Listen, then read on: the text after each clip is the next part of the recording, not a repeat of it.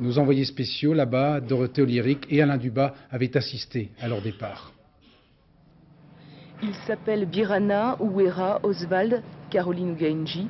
Ils sont les rescapés de cette sale guerre et tous ont vu la mort de très près.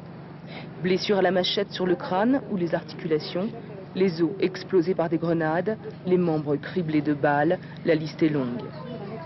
Les enfants qui ont ici, en dehors des chocs, des stress physiques, disons, des stress psychologiques absolument énormes, ce sont des enfants qui, par exemple, elle est arrivée hier, elle ne va pas faire partie de la chaîne d'espoir, mais elle est arrivée hier à l'orphelinat, elle ne parle pas. Ils vivent des cauchemars, ils ont des visions, ils mettent beaucoup de jours, beaucoup de semaines à recommencer à parler. Quand je suis arrivée ici, un tiers des enfants avaient cessé de parler, le mutisme complet.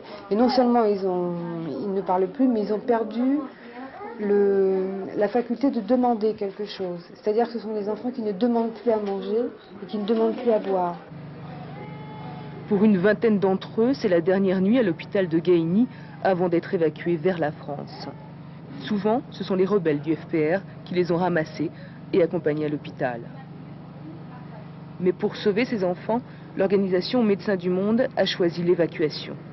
On n'est pas à l'abri d'un petit clash, on ne sait jamais. Et là, nous travaillons en étroite collaboration donc, avec eux, uniquement pour la sécurité et pour le transport et l'évacuation des enfants sur Nairobi.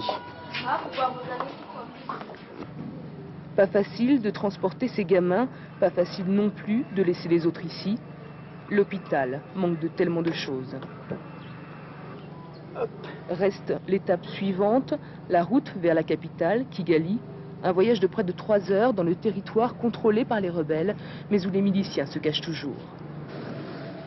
L'évacuation s'est déroulée sans incident, malgré des tirs de mortier aux environs de l'aéroport.